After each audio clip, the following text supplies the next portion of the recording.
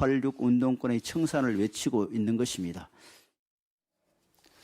예, 어제 영장실질심사를 담당했던 유창훈 영장전담 부장판사는 피의자가 거액의 불법 정치자금을 수수하고 당대표 경선과 관련한 금품 수수에 일정 부분 관여한 점이 소명되는 등 사안이 중하다라고 하면서 인적, 물적 증거에 관해서 수사 과정에서 확인된 피의자의 행위 그리고 재반 상황에 비추어 증거인멸의 염려도 있다라고 하면서 구속영장을 발부했습니다.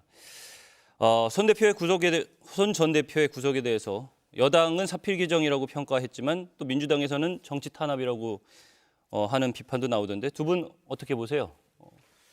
민주당이 먼저 웃기다고 말씀드리고 싶어요. 예. 그러니까 이 유창훈 영장전담 부장판사가 지난번 이재명 당대표에 대해서 구속영장 기각시켰잖아요.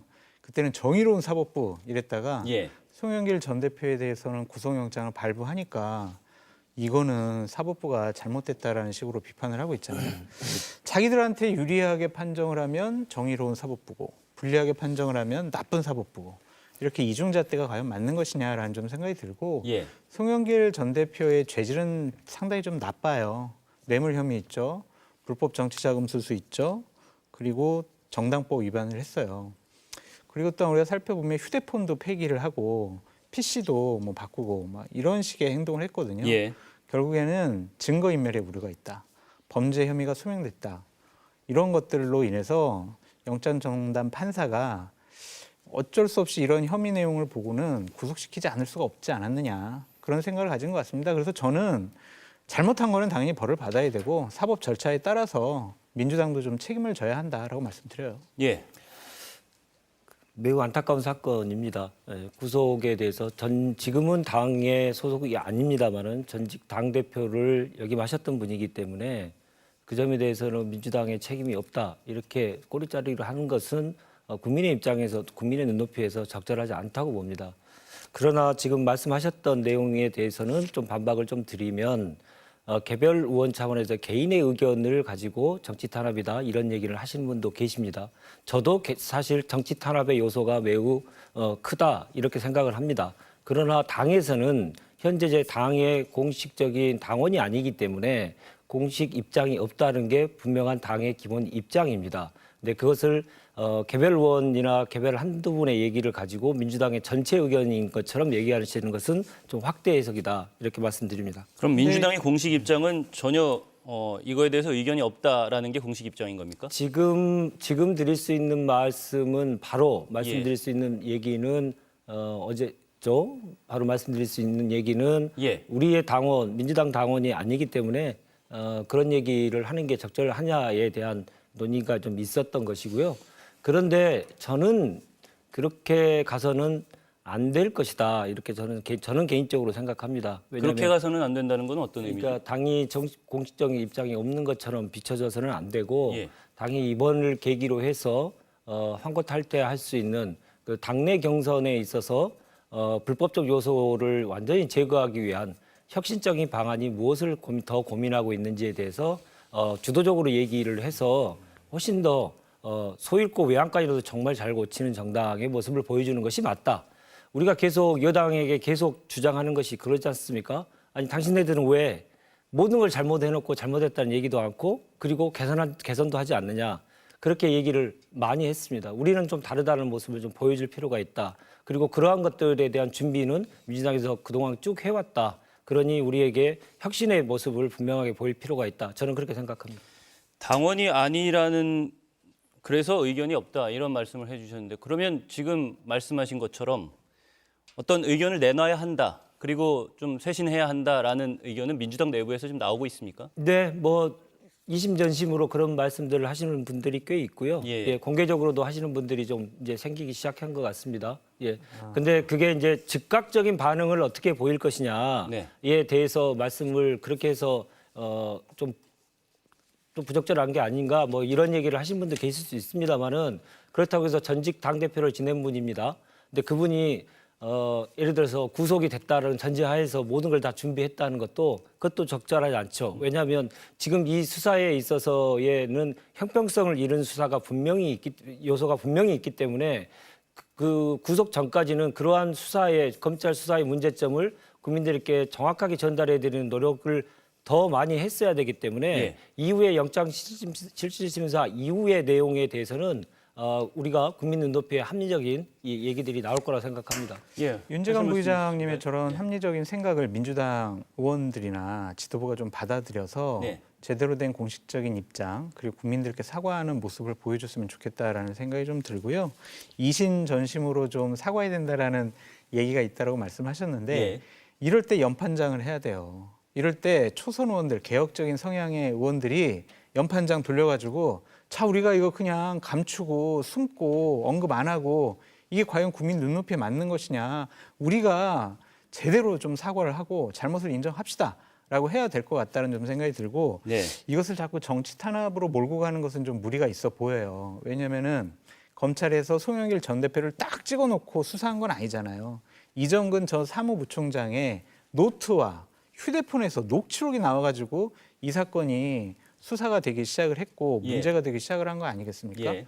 그다음에 윤관석 의원 같은 경우에는요. 재판에서 돈봉투 20명 그 수수 나눠줬다고 이거 인정까지 했어요. 이런 부분과 관련해서는 분명히 민주당 지도부에 공식적인 입장이 필요하다라고 다시 한번 말씀드립니다. 예. 예, 제가 그 점에 대해서는 꼭 말씀드리고 싶은 게 예. 있습니다.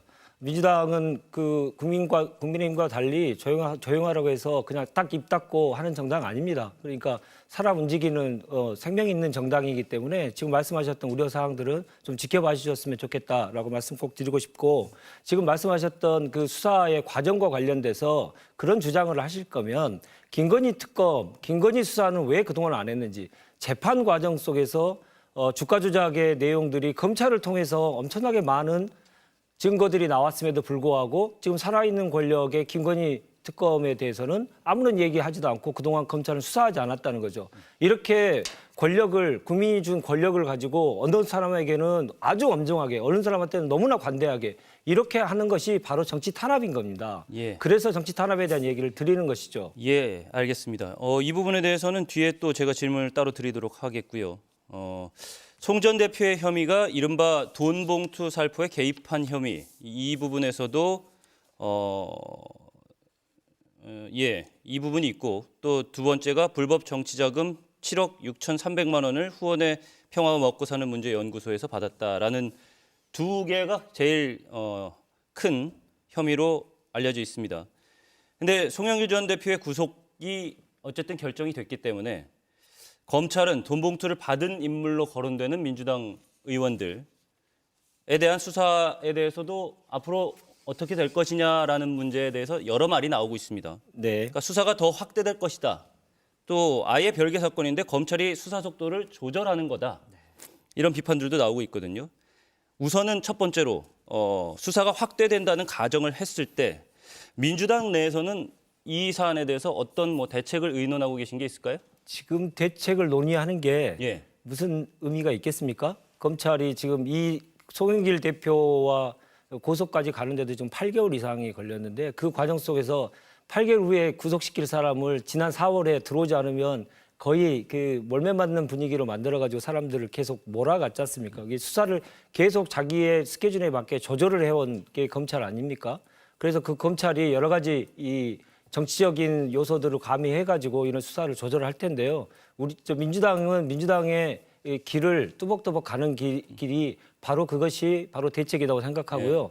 검찰 개혁에 대한 기치를 분명하게 얘기하고 그리고 어떻게 검찰 개혁을 해야 될 것인지 그리고 검찰 개혁이 민생과는 어떻게 연관돼 있고 대한민국을 바로 세우는 데는 어떤 역할을 할 수 있는지 이런 부분에 대해서 국민들과 더 많은 소통을 할 필요가 있다. 그것이 바로 길이다 저는 생각합니다. 예, 수사와 관련해서는 별다른 대책을 논의할 이유조차 없다라는 말씀으로 들리고요. 예.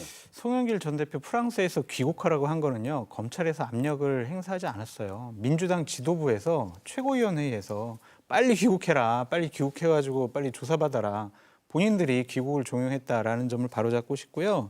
수사는 확대되겠죠. 왜냐하면은 20분 정도의 민주당 의원분들이 돈 봉투를 받은 거 아니야?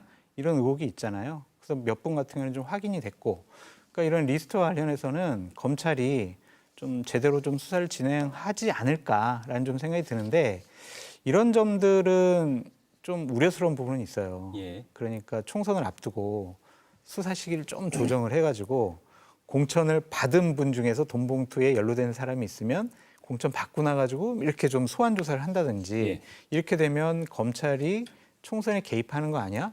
이런 의심을 받을 수가 있거든요. 네. 그래서 공천 전에 이 수사는 어느 정도 좀 진행이 되고 마무리됐으면 좋겠다. 괜한 오해 받을 필요 없다. 그런 생각이 듭니다. 제가 두 번째로 질문드리려고 했던 게 바로 그 부분인데요. 네. 송 전 대표 사건은 송 전 대표가 돈 봉투를 돌리는 것을 송 전 대표가 알았느냐 그렇죠. 하는 것이 쟁점인 것이고 돈 봉투를 받은 인물로 거론되는 민주당 의원들에 대한 수사는 아예 별개의 것이다라는 것이 법조계의 일반적인 의견이란 말이죠. 네. 그렇게 보면 왜 8개월 넘게 수사에 대해서 아무런 진전이 없고 얘기가 나온 게 없느냐. 송 전 대표의 건에 대해서는 계속해서 언론에 흘리면서 이런 비판들이 나오고 있었습니다. 이 부분에 대해서 검찰이 수사 속도를 조절하는 것 아니냐는 비판이 나올 만한 근거는 충분한 것 같거든요. 그렇죠. 예. 그런데 또 이렇게 보면은 8개월 동안 검찰이 제대로 수사를 했다. 예. 그래서 여러 가지 사실들이 밝혀졌잖아요. 뭐 기업인한테 1억을 받았네. 그리고 그 기업이 검찰 조사 받고 나와가지고 극단적인 선택을 했네. 그 기업에 갔더니 10분 후에 1억이 입금이 됐네. 이러한 사실들은 그동안 검찰이 얼마나 제대로 수사를 했는가. 그것을 우리가 확인해 볼 수가 있다라고 보여지고요. 또 많은 분들은 조사 과정 중에서 부인하기도 했고 예. 그렇기 때문에 정황적인 증거를 확보하는 검찰의 노력이 구속영장 청구와 구속영장 발부로 나타난 것이 아니냐라는 좀 생각이 듭니다. 그래서 앞으로 민주당은 이걸 자꾸 언급 안 하는 것은 문제가 될 것 같아요. 그러니까 연루된 의원들이 있잖아요. 송영길 전 대표는 탈당을 했지만 민주당 소속 현직 의원들이 있잖아요. 그러니까 이분들과 관련해서는 먼저 선제적인 조치가 필요하지 않을까. 당신들 탈당을 해가지고 소명하고 와. 이런 식의 방식이 오히려 국민 눈높이에 맞는 그런 선택이 아닐까라는 생각이 좀 들어요. 검찰의 역할을 제대로 해서 제대로 수사해서 어떤 결과를 나왔다고 말씀을 하시고 그 증거를 몇 가지를 얘기하셨죠. 그것만 있다면 국민들은 이 사건에 대해서 어떻게 생각하실지는 잘 모르겠습니다만은 검찰이 지금 하고 있던 그동안의 행태를 전체적으로 보시고 종합적인 판단을 하십니다. 국민들께서는. 근데 지금 보십시오. 8개월 넘는 기간 동안에 20명에 이른다는 민주당 의원들을 조각조각 내고 그리고 어떨 때는 한 번씩 통으로 한 번씩 내고 하면서 구체적인 증거나 혐의에 대한 내용 없이 그 의원들에 대한 인격 살인을 계속해 왔습니다. 송영길 대표에 대해서만 한 것이 아니고요. 그 20명 의원의 그 모든 것이 다 날아갈 수 있는 인격 살인을 계속했다는 사실을 우리는 꼭 기억해야 됩니다. 그래서 검찰이 수사라는 과정들을 통해서 혐의가 입증된 것들을 사법적인 절차를 통해서 그것을 외부에 밝히는 것은 너무나 정당한 건데 그거 하지 않고 그 전에 소위 말하는 언론 플레이를 통해서 계속 그분들이 정치적인 인격적인 살인을 계속 해왔거든요. 그러한 점에서 검찰은 정말 비판받아 마땅하다고 생각합니다. 언론 플레이는 송영길 전 대표가 하지 않았나요? 나를 기소해라, 나를 구속해라 라고 하면서 내가 검찰 조사 가서는 제대로 밝히겠다라고 해놓고 검찰 조사 가서는 묵비권 행사를 하고 본인들은 피해자 코스프레하고 여론전을 한 거는 전 송영길 전 대표 같아요. 그러니까 사법부가 제대로 된 판단을 했느냐 안 했느냐 이 부분 우리가 제대로 판단해야 될 것 같고 윤재관 부회장님 말씀하신 것처럼 송영길 대표에 대한 수사 왜 정치 탄압하냐라고 볼 수는 있지만 김건희 여사 왜 제대로 검찰 수사 안 했느냐 특검 왜 안 받아들이냐 이거는 별개로 우리가 비판을 해야 될 점인 것 같아요. 당연히 김건희 여사도 검찰에서 조사 제대로 해야 되고요. 국회에서 특검법 통과시키면은 대통령께서 거부권 행사하는 것은 상당히 부담이 있다. 그거는 좀 잘못된 행동 같다. 국민의 여론에 반하는 행동이다. 이런 건 우리가 비판할 수 있지만 왜 송영길 대표를 왜 이런 식으로 정치 탄압하고 왜 조사했어? 검찰권 남용이야. 이런 식으로 공격하는 것은 좀 무리가 있어 보여요. 예. 검찰로서도 뭐 이런 비판을 받지 않도록 노력할 필요가 있다라는 말씀이셨고요. 그럼요. 예. 다음 넘어가겠습니다. 송영길 전 대표의 구속이 이재명 대표 체제에 어떤 영향을 미칠 거라고 보세요? 민주당 쪽에서는 어떻게 보십니까? 당연히 어떤 정치적인 요소들이 있으면 크고 작게 영향을 미칠 수 있겠죠. 예. 그러나 지금 당 상황을 보면 이 크게 영향을 미칠 것 같지는 않습니다. 근데 민주당에게 지금 부여된 여러 가지 이 산적한 과제들이 몇 가지 있을 텐데요. 그거에 비하면 이것에 영향을 크게 미치지 않을 것이라고 봅니다. 그러나 전직 당 대표가 관련된 사건이 있고 지금 현역 국회의원들이 관련된 내용이 있기 때문에 이것은 무겁게 받아들이고 국민들께 진솔하게 소통하는 것이 맞다. 저는 그렇게 봅니다. 오르신 말씀이에요. 예. 하여튼 민주당이 우리 윤재관 부의장님 말씀하신 저런 합리적인 선택을 했으면 좋겠다라고 말씀을 드려요. 네. 송영길 전 대표는 구속됐고 또 이낙연 전 대표 신당 움직임도 가속화되면서 이재명 대표는 뭐 여러모로 어려움에 직면했다 이런 분석들이 좀 나옵니다. 어제 이 대표가 김부겸 전 총리와 영화 시사회장에서 만났고요. 김 전 총리는 단합을 위해서 이 대표에게 더 큰 행보를 주문했습니다. 이 대표는 뭐 그거에 대해서 답을 하진 않았다고 전해지고 있는데 이낙연 전 대표를 만나야 된다고 보십니까? 민주당에서는 어떤 의견이 나오고 있죠? 언젠가는 만나시겠죠. 예. 예, 당을 사랑하시는 이 지도자급의 인사들이 당원들이 어떻게 생각할지를 가지고 생각을 하셔야죠. 근데 만나기 위해서는 좀 전제 조건이 있는 것 같습니다. 예. 한쪽만 계속 얘기하면 안 되죠. 다른 쪽도 본인이 했던 과오에 대해서는 얘기를 해야 됩니다. 그러니까 이낙연 전 대표는 이재명 대표의 문제점을 가지고 신랄하게 계속 얘기를 하셨지 않습니까? 본인이 계속 공격적인 입장이었죠. 수비를 당하는 이 대표 입장에서 보면 아니 지금 가서 만나면 사실 전 대표한테 바지끄레기 잡는 거 아닙니까? 예. 그 모습이 국민들이 보기에 얼마나 그게 좀 아름다워 보이겠습니까? 적절하지 않죠. 만나기 위해서는 이낙연 대표가 지금 전직 총리로서 그리고 전직 당대표로서 뜬금없이 느닷없이 신당을 창당할 것처럼 얘기해서 당원들과 국민들을 혼란에 빠뜨리고 고통을 줬던 것. 그 점에 대해서는 분명하게 유감 표명을 하고 그것들이 있고 난 다음에 두 분이 만나시는 게 좋겠다. 그냥 무조건 이재명 대표는 잘못됐고 이낙연 대표가 위에 있는 것처럼 해서 이재명 대표가 만날 건지 말 건지를 가지고 기준을 삼아서는 안 될 것 같고요. 거의 합당하게 이낙연 전 대표도 본인의 책임과 관련된 얘기들을 분명하게 하셔야 된다. 저는 그렇게 봅니다. 이재명 대표께서 생각을 해보셨으면 좋겠어요. 이낙연 전 대표랑 만나서 여러 가지 합의를 보고 두 손 붙잡고 국민들 앞에 같이 인사하고 저희 작은 차이 극복해가지고요. 내년 총선 승리 이끌어내기 위해서 함께 힘을 합치기로 했습니다. 저희들 단합합니다. 국민 여러분, 당원 지지자 여러분, 저희들 믿고 총선 승리에 힘을 보태주십시오. 라고 하는 것과 이낙연 전 대표 나갈 테면 나가라. 알턴이가 빠졌네. 안녕, 잘 가세요. 이런 식의 태도를 보이는 것이 옳을까라는 좀 생각이 들어요. 그러니까 이재명 당대표에게 당면 과제는 내년 총선 승리잖아요. 당이 분열되면은 총선 승리하기가 어려운 구도가 돼요. 네. 그러니까 자존심 버리시고요. 이낙연 대표랑 자존심 싸움에서 뭐 하겠어요. 지금 민주당은 철저하게 이재명 당화되어 있잖아요. 본인 대권 주자고 당대표잖아요. 자존심 좀 굽히고 이낙연 대표 10번이라도 찾아가서 대표님 왜 그러십니까? 네, 잘 모시겠습니다. 같이 윤석열 정권 함께 싸우시죠. 이렇게 얘기를 하면 지지자들도 감동하고 중도층도 감동을 먹는 거지. 영화 시간 우리 굳이 같이 볼 필요 없지. 나 방송 출연이 있어가지고 영화 시간 원래 보던 시간 바꿔서 저녁 때 볼래. 김부겸 총리는 만나고 정세균 총리는 만나지만 이낙연 전 대표는 난 안 만나겠어. 이게 뭐예요? 이게 정치예요? 이낙연 대표께서 시간을 조절하신 거지. 방송 시간을 바꾼 건 이낙연 전 이재명 대표가 대표가 알고 바꾼 건 아닙니다. 죄송합니다. 예, 제가 예. 잘못 예. 알았네요. 예. 아무튼 아까 말씀하셨을 때 이런 데 연판장을 돌려야 된다라고 그렇죠. 하셨잖아요. 네. 그러니까 그 부분은 아마 이 부분을 비판하시고자 하신 것 같아요. 그러니까 민주당 내에서 신당 창당 중단을 촉구하는 호소문 100명 넘게 이제 연판장이라고 말씀하셨는데 100명 넘는 의원들이 참여한 네. 것으로 알려졌습니다. 이런 움직임에 대해서 어쨌든 비판적인 목소리를 내고 그러니까 이게 싶으신 거겠죠? 압력이죠. 예. 그리고 압박이에요. 그리고 전직 당대표, 국무총리, 민주당의 중진 어른을 향해서는 조금 예의는 아닌 것 같습니다. 그러니까 예를 들면 이럴 수는 있죠. 몇몇 의원들이 찾아가서 진짜 이낙연 대표님 그러지 마십시오. 총선 승리를 위해서 이재명 대표 좀 도와주십시오. 이렇게 설득도 하고 만나서 얘기도 하고 그런 작업이 먼저 필요하지 않았을까라는 생각이 드는데 이렇게 연판장 돌린 거는요. 이재명 대표님 저 지금 열심히 이낙연 전 대표 공격하고 있습니다. 저 열심히 싸우고 있으니까 저 공천 주세요. 연판장이 아니라 공천장이에요. 그러니까 이런 행동을 해서는 저는 안 된다라고 말씀을 드리고 싶고 힘이 없는 초재선 의원들 그냥 일반 의원들이 이런 연판장을 통해서 세력을 구축을 해야 되는 거는요. 당의 혁신, 개혁 이런 것을 위해서 목소리 높일 때 연판장 만드는 거예요.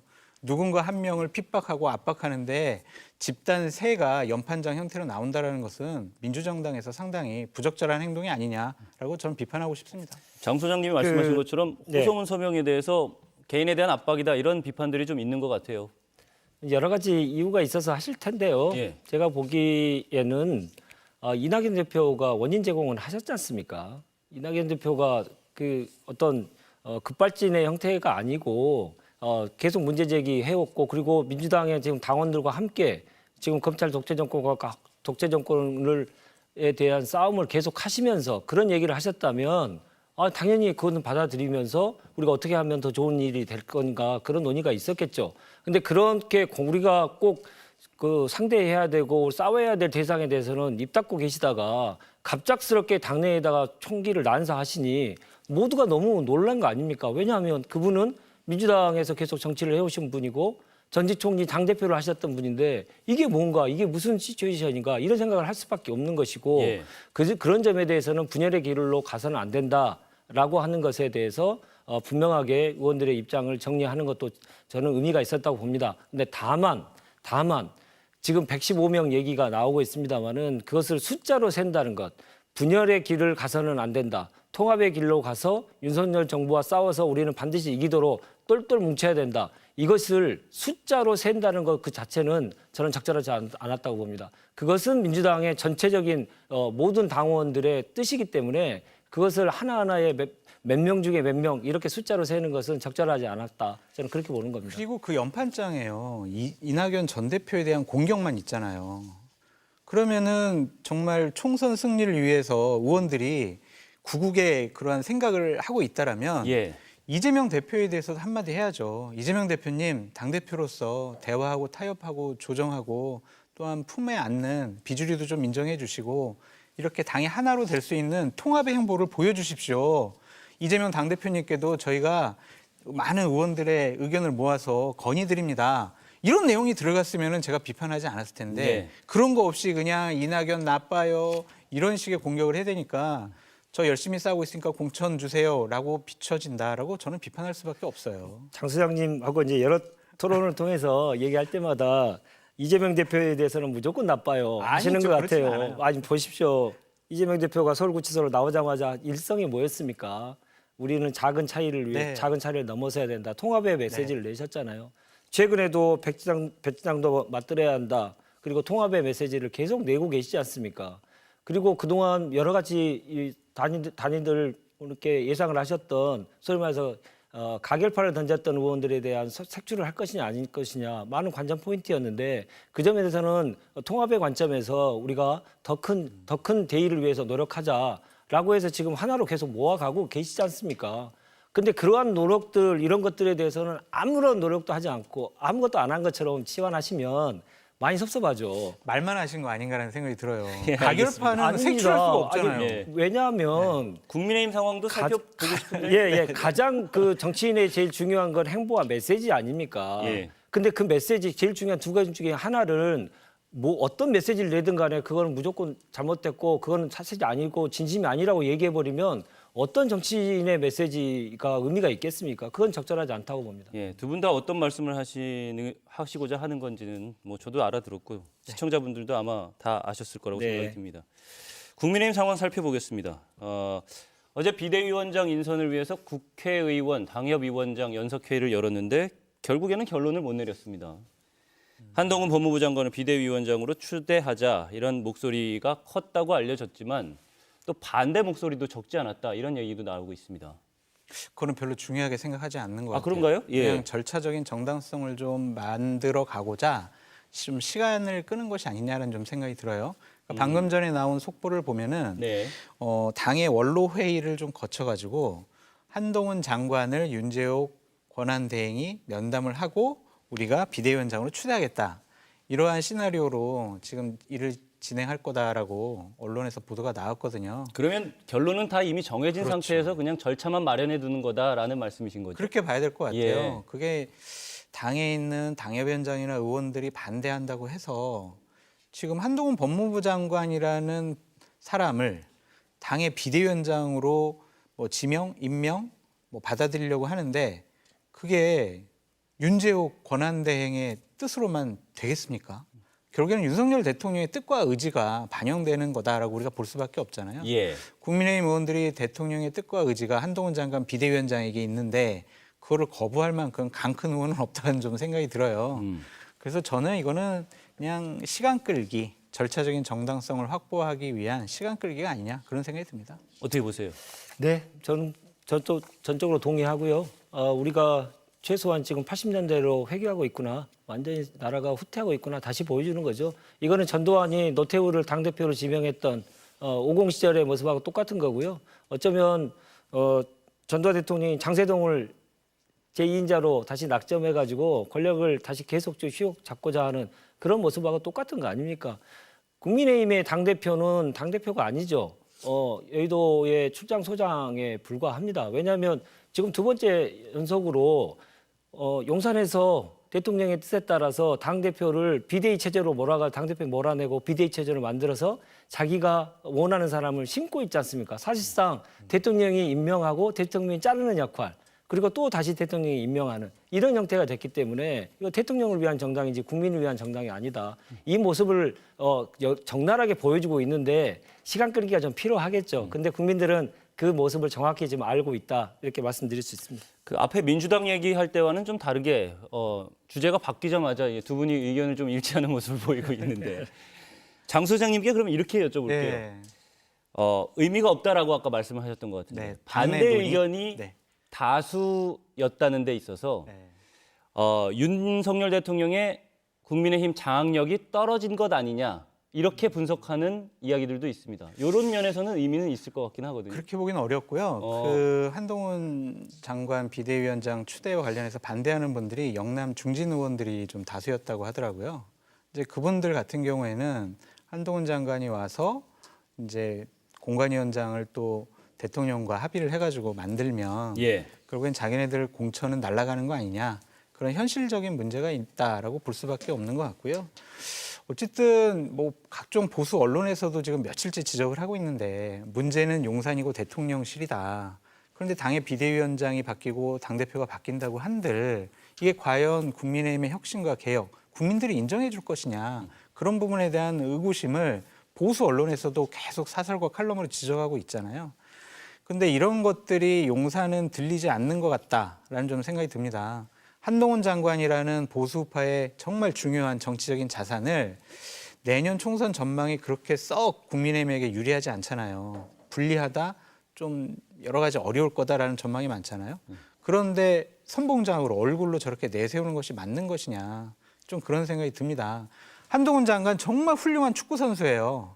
그런데 그 축구 선수를 갑자기 구원투수로 만들겠대요. 그 구원투수 역할을 제대로 할 수가 있느냐라는 좀 생각이 듭니다. 어차피 대통령께서 결심하셨고 윤핵관들이 한동훈 장관 추대해야 된다라고 생각하는 시점에서 다른 사람이 오는 것은 이제 선택지에서 없는 것 같아요. 예. 그러면 한동훈 장관이 제대로 일할 수 있도록 뒷받침을 잘 해야 될 것 같은데 쉬워 보이지는 않는다. 그래서 좀 안타까운 부분이 있습니다. 그렇다면 두 분 다 한동훈 장관이 비대위원장으로 추대가 된다면 한동훈 장관은 무조건 받아들일 거다라고 생각을 하시겠죠? 두분 다. 그렇죠. 그렇죠. 예. 예. 그렇다면 짜고 치는 고스톱인데 뭐 다 결정 난 건데 뭐 국민들은 다 알고 있지 않습니까? 그렇다면 이런 예. 문제가 있을 것 같아요. 그러니까 한동훈 장관이 윤석열 대통령의 측근이라는 네, 점 때문에 네. 뭐 윤석열 대통령의 아바타다 이런 얘기까지 나오고 있는 상황에서 그러면 수직적 당정 관계를 극복해야 한다는 목소리는 지속적으로 나오고 있었고 또 여기에 더해서 야당이 제기하는 검찰 공화국이 된다라는 비판 역시 피하기가 힘들 것 같거든요. 그렇죠. 예, 이 부분에 대해서는 어떻게 봐야 될까요? 그런 비판을 감내하면서까지 한동훈 장관을 비대위원장으로 만들겠다라는 용산의 의지와 뜻은 뭘까요? 내년 총선에 우리가 한동훈 장관 투입함으로써 좀 더 긍정적인 효과를 내는 것보다는 당을 보다도 확실하게 장악을 해야 되겠다라는 의지의 표현이 아닌가라는 좀 생각이 듭니다. 그게 그러면 총선에 안 좋은 영향을 미칠 수 있을지도 모르는데도 불구하고 당장하기 먼저다 이렇게 생각할 수도 정확히 있다는 얘기하면 그럴 것 김건희 특검을 막기 위한 거 아닙니까? 김건희 보호를 위해서 당이 어떤 결정을 본인이 보기에는 잘못된 결정, 황당한 결정이 나오지 않도록 하기 위해서 당을 더 확실하게 장악해가지고 절대 그런 일이 없도록 하기 위해서 가장 자기의 믿는 신복을 넣어서 공천권까지 다 행사해가지고 혹시 모를 제2 요건이 왔을 때 혹시 반란표가 나오지 않도록 하기 위한 사전 정지 작업 아닙니까? 이거는 김건희를 지키기 위한 윤석열 대통령의 고위직책 피할 수 없는 다른 선택지가 없었다고 저는 보고요. 김건희 지키기 위해 올인하는 정당 그 모습이 앞으로도 계속 보일 거다 저는 그렇게 예상합니다. 윤재관 부의장님 의견에는 어떻게 보세요? 저런 부분들이 이제 되게 뼈아픈 거예요. 국민의힘으로서는 예. 당신들은 국민을 보호하고 국민 편에 서야지 왜 권력자의 배우자를 보호하려고 하느냐. 당신들 총선에 두고 보자. 이런 민심이 나타날 수 있다는 좀 생각이 들고 결국에는 한동훈 장관 비대위원장 임명이 김건희 여사 특검법을 막기 위한 거다라는 윤재관 부의장님의 분석에 저는 동의를 하는 게 방금 전에 한동훈 법무부 장관이 국회에 출석을 하면서 김건희 여사 특검에 대해서 어떻게 생각하십니까? 기자들 질문에 이런 식으로 얘기를 했어요. 법 앞에 예외는 없지만 김건희 여사 특검법은 독소 조항이 있는 악법입니다. 이렇게 얘기했거든요. 예. 반대한다라는 거잖아요. 그러면 지금 각종 여론조사를 보면 김건희 여사 특검에서 찬성하는 국민적인 여론이 높은데 당과 당의 비대위원장이 될 분은 국민의 판단과 민심과 다른 판단을 하고 있단 말이에요. 그럼 이게 과연 내년 총선에 도움이 될 것이냐? 아니다. 그렇다면 결국에는 당을 장악하는 게 우선이다라고 권력 핵심부에서는 판단한 것 같아요. 그렇다면 김건희 특검법만 놓고 봤을 때 네. 여론은 어쨌든 김건희 특검법을 통과시켜가지고 김건희 특검에 대해서 어쨌든 수사를 제대로 해야 된다라는 여론이 목소리가 높은데 그럼요.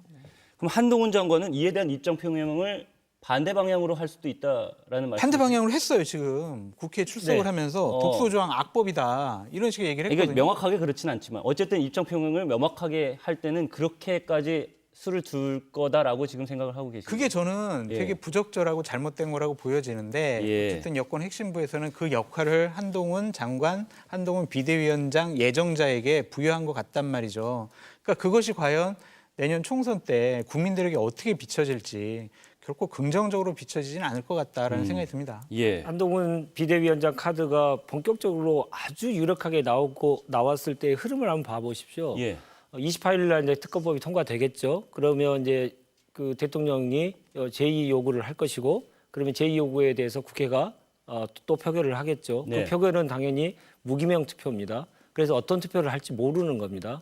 그런 상황에서 당의 장악력이 조금이라도 떨어지는 상황이 되면 혹시 공천에 떨어질 것으로 예상되는 국민의힘 의원이라든가 본인이 매우 불리한 상황이 됐다거나 아니면 이렇게 가서는 안 된다고 하는 분들이 무기명 투표하에서 찬성표를 누르게 되면 200표가 나올 수 있는 가능성이 있을 수 있습니다. 예. 그러면 그건 통과되는 거죠. 예, 잠깐만요. 네. 예.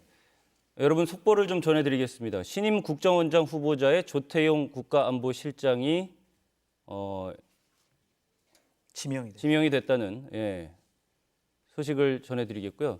신임 외교부 장관 후보자에는 조태열 전 유엔 대사가 지명됐다는 소식을 여러분께 속보로 전해드리겠습니다.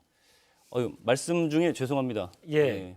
그러한 가능성에 대해서 얘기가 계속되는 가운데 지금 여러 후보가 거론되다가 이런 상황이 벌어지면 절대 안 되지. 한동훈처럼 확실하게 검찰권을 장악하고 있는 사람을 당에 투입해가지고 의원들을 윽박질러야지. 이런 표현을 정확하게 한 거 아닙니까? 저는 그게 국민들이 바라보는 기본적인 상식이다라는 생각입니다. 왜냐하면 보십시오. 비대위원이면 당이 위기 상황이라는 거 아닙니까? 당이 위기 상황을 하기 위해서는 지혜도 필요하고 경륜도 필요하고 국민적 지지도 필요하죠.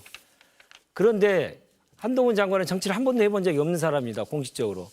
국회의원도 한 번도 해본 적이 없고 당에 처음으로 지금 입당을 사실상 앞두고 있는 사람이죠. 예. 그런 사람에게 지금 위기 상황을 맡긴다고요? 어떤 걸 가지고 위기 상황을 돌파할 것인지에 대한 레퍼런스 참고도 없지 않습니까? 그저 검찰 권력을 계속 쥐고 있을 수 있는 실력자, 그리고 대통령의 뜻을 정확하게 아는 사람, 그리고 김건희를 분명하게 지킬 의지가 있는 사람, 이 사람을 지명한 거 아니겠습니까? 그래서 제가 보수 우파 쪽 패널이니까 한동훈 비대위원장의 필요성에 대해서 좀 긍정적인 말씀, 논리를 좀 설명해 드릴게요. 드디어 다른 의견이 나오는 건가요? 예. 네. 굳이 안 하셔도 됩니다. 국민적인 인기가 있고 젊고 새로운 이미지가 있다. 스마트 우파로서 중도 외연 확장이 가능하다. 그리고 대통령과 신뢰 바탕으로 해가지고 할 말하는 여당을 만들 수가 있다. 또한 검사 피의자, 운동권과 엘리트의 구도로 민주당을 압박할 수가 있다. 경험보다는 선거판을 바꿀 확실한 강력한 카드다.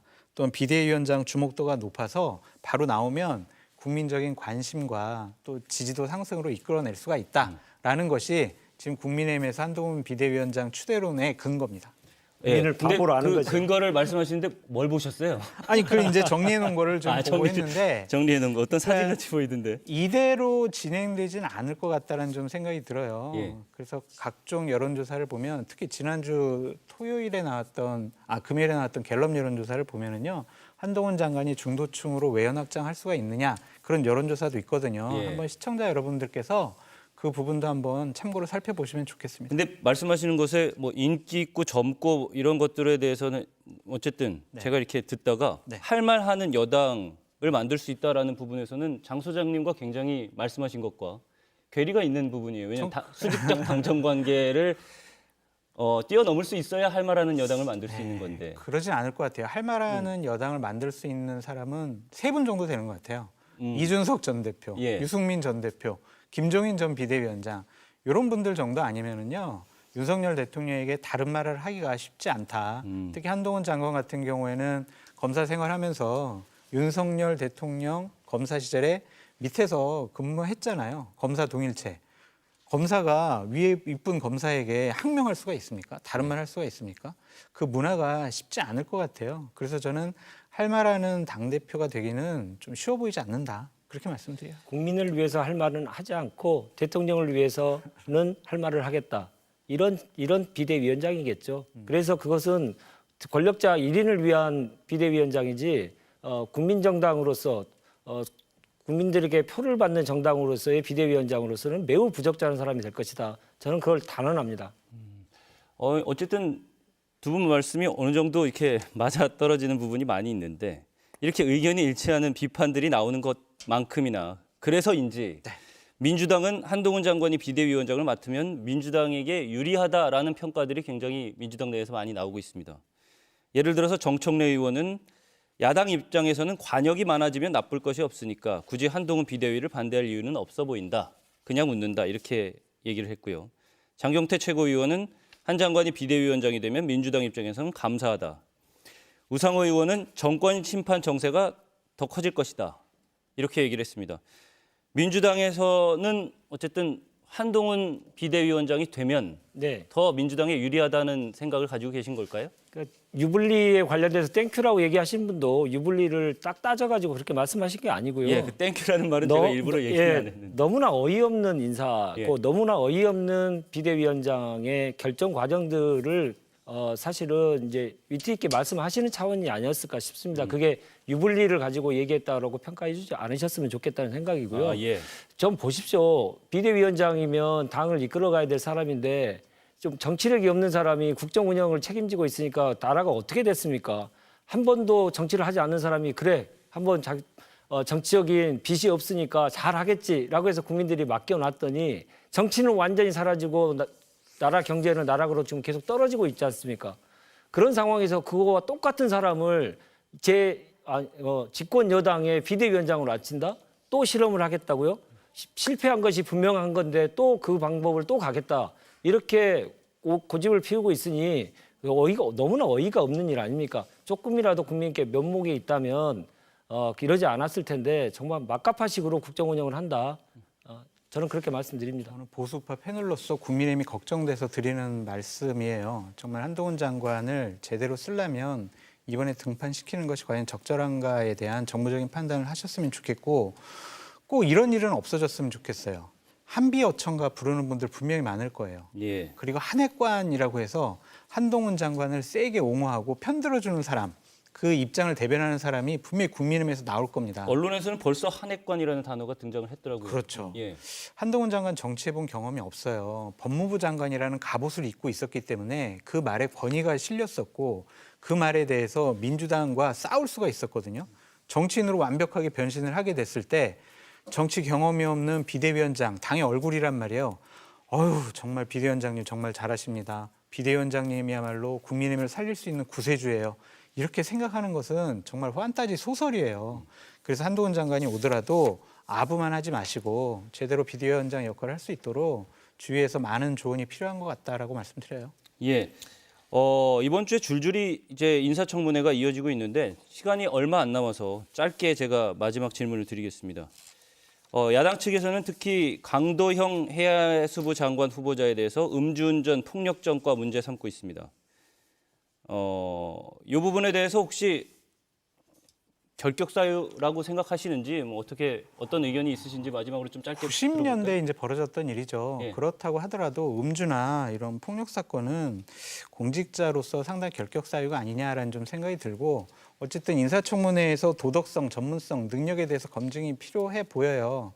근데 이러한 비판을 하는 것도 무의미해 보여요. 야당이 반대하더라도 대통령께서는 마음 먹으면 그냥 임명해 버리시잖아요. 그래서 국회 인사청문회 제도도 어느 정도 좀 존중해주는 문화가 이렇게 정치권에 있었으면 좋겠다라고 말씀드립니다. 네. 네.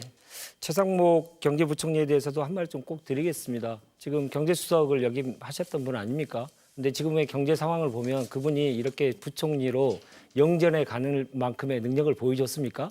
우리의 경제 규모가 12에서 13위로 떨어졌고요. 세수는 펑크가 엄청나게 났습니다. 그리고 경제 정책의 실패에 대한 국민적 여론이 매우 안 좋고요. 무역 적자도 지금 적자로, 무역 수지도 적자로 돌아섰던 상황입니다.